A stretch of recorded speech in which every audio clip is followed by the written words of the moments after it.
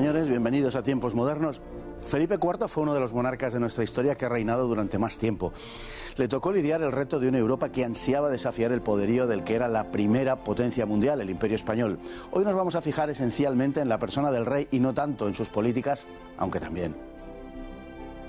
Nacido en día de Viernes Santo, Felipe IV subió al trono antes de cumplir los 15 años. Era el primer hijo varón de Felipe III y Margarita de Austria. Una de sus primeras decisiones al subir al trono en 1621 fue la de hacer de Gaspar de Guzmán, el conde duque de Olivares, la persona que se ocuparía del gobierno. Cada día estaba más cuestionada la figura del conde duque como la de un válido.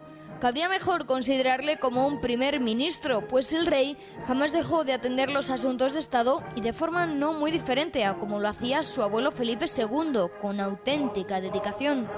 Sus primeras acciones de gobierno estuvieron encaminadas a combatir la corrupción que había caracterizado el reinado de su padre, algunas de ellas muy expeditivas. Y para no repetir los escándalos del duque de Lerma, obligó a que todos los que ocuparan un cargo público tuvieran que hacer un inventario de bienes y patrimonio. Su cruzada moral culminó con la idea de abolir la prostitución en todo el territorio del imperio, eso sí, con los resultados que eran de prever.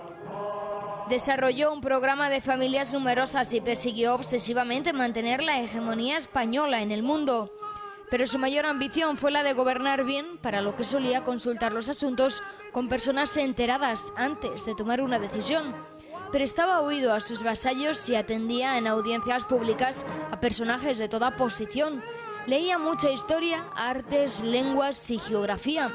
Como quiso que, igualmente, sus vasallos se formasen, abrió el Colegio Real de Madrid con este propósito en 1629. Trató de reformar la hacienda para que las cargas se repartiesen de un modo más equitativo, pero la nobleza se opuso.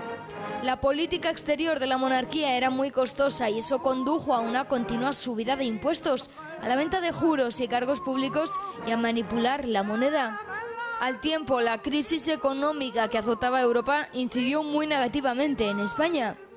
Su día a día era monótono, obligación que se había impuesto y que incluía las audiencias con españoles y extranjeros y la misa diaria. Era muy parco en el obrar y gesticulaba muy poco, pero era muy notoria su pasión por las artes, la literatura y el teatro, y se conducía como una persona inteligente y culta. Llegó a acumular una colección de 3.000 cuadros. Le atrajo siempre la fiesta de los toros y la caza y no cabe duda de que sentía verdadera pasión por las mujeres. Contrajo matrimonio en 2 ocasiones con Isabel de Francia primero y con su sobrina Mariana de Austria más tarde, que le sobreviviría. Sumando ambos matrimonios, preñó en 15 ocasiones a las 2 reinas, aunque solo 4 de ellos superasen los 5 años de edad. Se desconoce la cantidad de hijos que tuvo con otras mujeres a lo largo de su vida, pero se ha llegado a hablar de un par largo de docenas. Uno de ellos fue don Juan José de Austria, que desempeñaría un importante papel en el reinado de su hermanastro Carlos II. En general, esas relaciones eran breves y no comportaban un compromiso emocional por parte del rey. Había mujeres de toda condición, de mejor o peor posición, y tanto casadas como viudas, monjas y actrices. Felipe IV se hacía pasar por una persona del común y frecuentaba los palcos populares de los teatros para disfrutar de las obras y para conocer mujeres. El prolífico monarca, que se había esforzado por evitar una consanguinidad que al final tuvo que aceptar, dejó de heredero como consecuencia a quien sería Carlos II, que resultó un verdadero desastre. Y tenemos hoy con nosotros a don César Cervera. Muy bienvenido. Autor de este libro que ya hemos presentado en alguna ocasión, Los Austrias, el Imperio de los Chiflados, que tenemos aquí en su edición de bolsillo, que suponemos que está yendo muy bien porque el otro fue y este pues es una edición más asequible desde el punto de vista económico. Está francamente bien, se lo hemos recomendado en muchas ocasiones. Bueno, Felipe III murió de forma repentina, Felipe IV se encontró con un trono y con un imperio que debía heredar.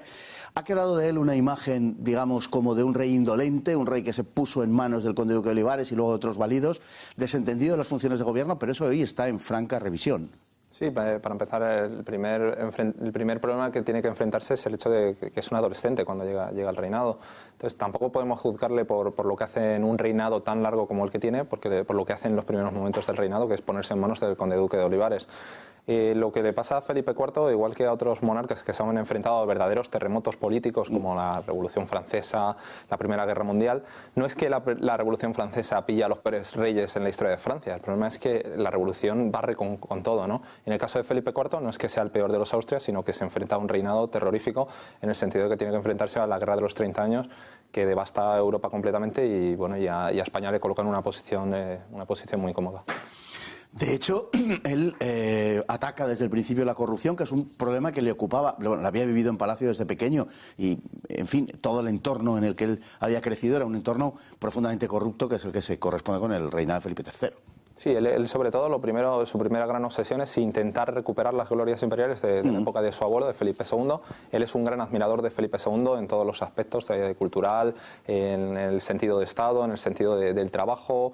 Y entonces él intenta hilar de nuevo con este reinado anterior y lo que hace es eliminar a todos los personajes del reinado de su padre, Felipe III, que todos esos personajes que le han rodeado, que han intentado corruptelas en torno a la figura del duque de Lerma, bueno, pues intenta una serie de medidas contra la corrupción. Es cierto que estas medidas contra la corrupción, sobre todo, afectan mucho al principio del reinado, tienen es un gran golpe sonoro, es un golpe muy espectacular, pero tampoco llegan a consumarse casi ninguna de estas penas. El propio duque de Lerma sabemos que no llegó a más esta causa contra él.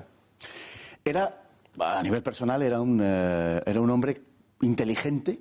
Felipe IV era un hombre culto, se esforzaba por aprender lenguas, se le daba bastante bien al parecer, hablaba con mucha soltura el flamenco, el italiano, el francés, el castellano por supuesto, y desde ese punto de vista no era nada desdeñable, es una personalidad, al margen de su condición real, importante por algo también que luego comentaremos a continuación en la gestación del patrimonio cultural español. Sí, yo creo que es el rey de la historia de España más culto de todos los que hemos tenido.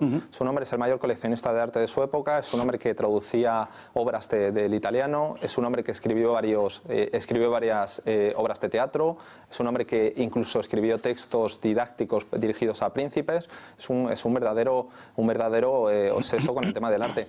Y además, fíjate que tenemos la idea de que Carlos III Carlos III ya de la siguiente dinastía es un rey que con mucho interés artístico, mucho interés cultural, y sin embargo Carlos III en su entorno familiar o en su entorno diario no era un personaje que dedicara mucho tiempo a la lectura o a escribir, y sin embargo Felipe IV cuando no estaba gobernando, no estaba despachando temas de Estado, estaba precisamente leyendo, era un apasionado de la lectura. En cuanto a la cuestión artística, baste recordar la presencia de Velázquez en la corte, por ejemplo, ¿no? Y el hecho de que del patrimonio pictórico español él lega 3.000 cuadros nada menos, que es algo así como 6/10 partes o 3/5 partes de todo el... Básicamente el Museo del Prado. El Museo del Prado, efectivamente. Y bueno, él es una persona que además tiene la llave de los talleres artísticos donde está pintando Velázquez y no para de frecuentar, aparece en cualquier momento y está viendo el trabajo que está haciendo Velázquez. Es un hombre que no es un tema de... no es una fachada, ¿no? Es algo que le interesa mucho. Le interesa el arte por su sentido como Estado, como representación estatal, lo vemos en la rendición de Breda, lo vemos en estas grandes batallas que retrata, pero también tiene un sentido artístico, tiene una sensibilidad artística. Era también un hombre muy interesado por la cuestión no solamente puramente artística, como la pintura o la arquitectura, le interesaba menos la escultura, también le interesaba enormemente la literatura, y un hombre que se dejaba ver por los teatros, en parte por razones de otro tipo, en las que entraremos a continuación, pero también por un genuino y auténtico interés por la literatura y por el teatro concretamente. Sí, a veces tenemos la sensación de que los movimientos artísticos han prosperado a pesar de los reyes. No, evidentemente estamos hablando del siglo de oro, algún impacto habrán tenido estos reyes, estos Austrias, para que tengamos uno de los periodos de esplendor cultural mayores en la historia de España. Estamos hablando que en el reinado de Felipe III y en el reinado de Felipe IV están congregados en unos pocos barrios, en pocas calles, son vecinos algunos de los mayores maestros de las letras de la historia de la humanidad. Estamos hablando de que Quevedo, Lope de Vega, Calderón de la Barca están en cuestión el propio Cervantes están en cuestión de metros, ¿no? Y entonces este es uno de los grandes logros de Felipe IV. Así es, desde luego el periodo más áureo de las letras españolas, bueno, y además que se junta con la pintura y en fin, con las artes en general, es el periodo culmin de la historia, de nuestra historia en ese sentido. Por el contrario, en términos políticos, en la misma época en la que se desenvuelven, pues efectivamente, Calderón y Velázquez, resulta que tenemos los movimientos de separación de Portugal y de Cataluña, que él intenta atajar de la mejor manera que sabe, pero que, bueno, como sabemos, en un caso se logró retener para la corona después de una larga guerra a unos, pero los otros se separaron ya definitivamente, al menos hasta el día de hoy. Y hay que ver que en 1640, en la década de 1640, no solamente se producen rebeliones en Portugal y Cataluña, también se producen conatos en Aragón, en Navarra, incluso en el Andalucía. En Andalucía.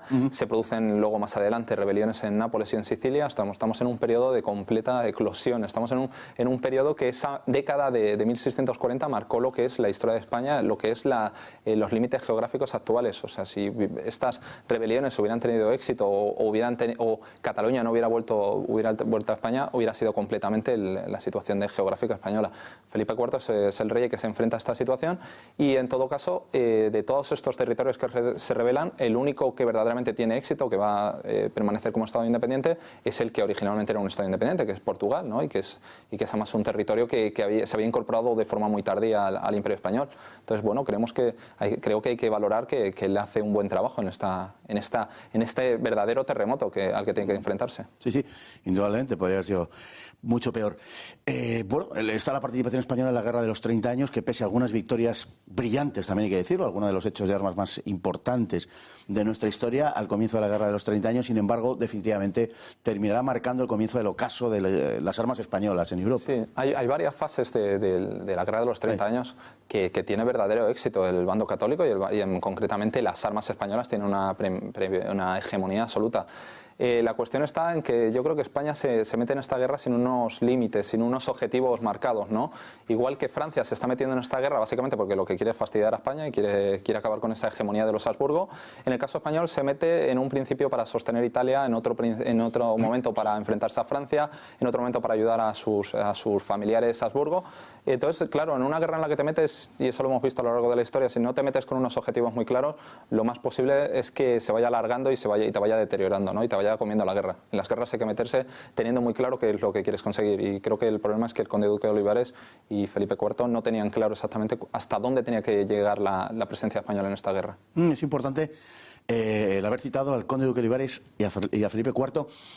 Digamos que el conde duque se ha convertido casi en un tema clásico en la historiografía española, Marañón, Eliot, grandes y magníficas obras, y yo creo que es una opinión muy particular, pero que quizás sea sobredimensionado el personaje, siendo muy importante, pero en fin, la pregunta iría por el lado de quién es la figura central, si es que tenemos que quedarnos con una, el conde duque o Felipe IV. ¿Cómo era su relación? Bueno, que hay que tener en cuenta, para empezar, que tiene un reinado muy largo, no es como el caso de Felipe III, de su padre. Felipe III, durante todos sus años de gobierno, está bajo el valido del duque de Lerma. En el caso de Felipe IV hay varias fases. El conde duque de Olivares no se extiende en todo su reinado, y sin embargo es cierto que normalmente todos los méritos del reinado de Felipe IV se los achacamos al conde duque, y normalmente los fracasos se los achacamos a Felipe IV, que además suelen tener más que ver con el final del reinado, cuando ya está todas estas situaciones, todas estas tiritas que había colocado el conde duque de Olivares se habían soltado. Realmente es una apreciación un poco injusta, ¿no? Hacer este balance de achacarle a uno lo bueno y a otro lo malo, sobre todo porque los dos creo que son herederos de Felipe II, sobre todo en el sentido de Estado, en el sentido del trabajo diario. El conde duque es un personaje que además se parece personalmente a Felipe II, personalmente me refiero en el carácter, y en el caso de Felipe IV él intenta también imitar mucho del carácter de Felipe II, en el sentido eso de trabajo diario. Sabemos que trabajó tanto como su abuelo, que su abuelo era un hombre, un auténtico obseso del trabajo y de los despachos, y sabemos que Felipe IV desde luego leyó tantas cartas y firmó tantas cartas como su abuelo. Él se impuso esa rutina. O sea, él tenía un sentido de Estado muy arraigado, y efectivamente su abuelo era un referente, sobre todo en cuanto a lo que podemos llamar la ética del trabajo. A Felipe IV, sobre todo, se le ha achacado su mayor defecto ha sido normalmente que parece que no entendió el cambio de los tiempos, ¿no? Como en este siglo XVII ya están apareciendo dirigentes que ya no están mirando tanto el tema religioso, no están entretenidos en cuestiones estatales, pensando en la gloria de los tiempos, ¿no? Están ya pensando en cuestiones puramente maquiavélicas, digamos, ¿no? En el sentido de vamos a gobernar y vamos a intentar saltarnos los obstáculos religiosos. Entonces, normalmente a Felipe IV se le achaca esto, ¿no? Haberse quedado un poco anclado en el pasado. Un poco anticuado, con un sentido de la moral. Y no haber hecho caso al arte de gobernar, permitirse ser tan, digamos, suelto, ¿no? Con su ética. Ajá. Bueno, la gran pasión de su vida fueron las mujeres. Sí, él es lo que a nivel psicológico se suele calificar como un sexoadicto, en el sentido de que él tiene muchas relaciones esporádicas, pero las tiene de forma muy puntual, no vuelve a repetir con una misma pareja, las busca de forma anónima, las busca en conventos, las busca en el teatro. Mantiene unas relaciones muy breves, normalmente, es cierto que hay alguna relación que se alarga en el tiempo, y sobre todo no tiene una relación afectiva con ellas, ¿no? Con ellas simplemente es un tema sexual y bueno, va volando de nido en nido. Pero tuvo muchas. Tuvo muchas y realmente entre hijos legítimos e hijos ilegítimos se pueden contabilizar perfectamente 50 hijos. Entonces es realmente una cuestión que además es parte de la contradicción de Felipe IV, que es el sentido de que un hombre tan estricto moralmente, bueno, luego tenía esta debilidad y tenía esta necesidad de asaltar las noches madrileñas. Sí.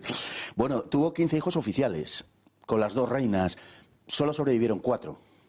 Esa es la gran contradicción de la vida de Felipe IV, un hombre que ha pasado a la historia como el gran fornicador, digamos, de la monarquía española y, sin embargo, al final tuvo que pedir la hora a la hora de dejar herederos. Tiene verdaderos problemas para dejar un heredero varón, lo cual es una gran ironía, ¿no? Y hay que ver qué heredero dejó. Además, es curioso, un hombre que tuvo tantos hijos fue a dejar al pobre, bueno, no se puede calificar de otra manera, Carlos II, ¿no? Él había tenido un príncipe, siempre se le califica como un príncipe bizarro, ¿no? En el sentido de un príncipe fuerte, valiente, que había sido Baltasar Carlos y, bueno, desgraciadamente Baltasar Carlos desaparece en esta década horrible que estamos hablando, en la década de 1640.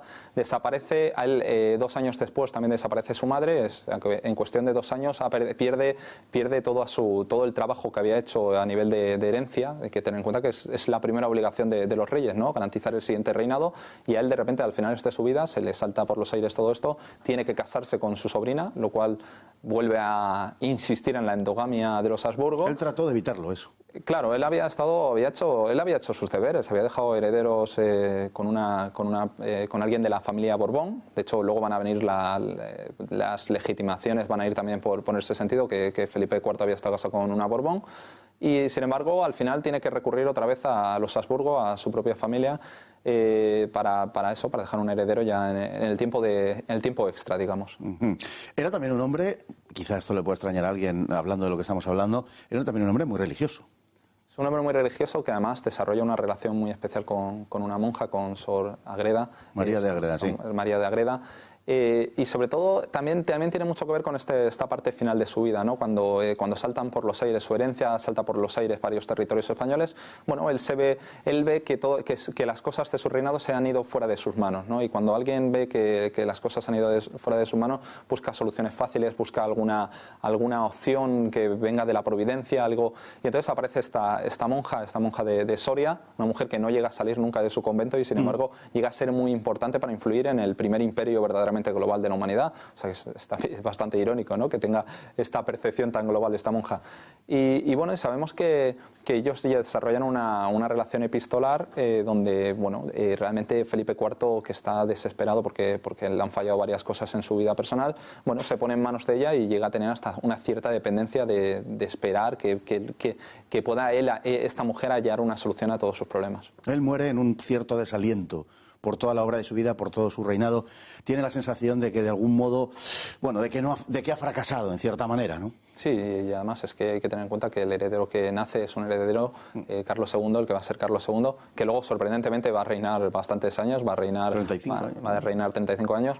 Pero él tiene la percepción de que ni siquiera va a sobrevivir a su muerte, ¿no? Porque a Carlos III nadie le daba más de un año de vida. Entonces, realmente, para un rey, que es, ya digo, que es la gran exigencia o el gran deber que tiene un rey es dejar un heredero. Entonces, Felipe IV se da cuenta que ha fracasado en este objetivo familiar, este objetivo dinástico, que es fundamental para el futuro. Claro, el pobre Carlos II, en fin, es la historia. Don César Cervera, muchísimas gracias, autor de este libro, Los Austrias, el imperio de los chiflados. Le tenemos aquí en edición de bolsillo. Le reitero las gracias por venir con nosotros esta noche.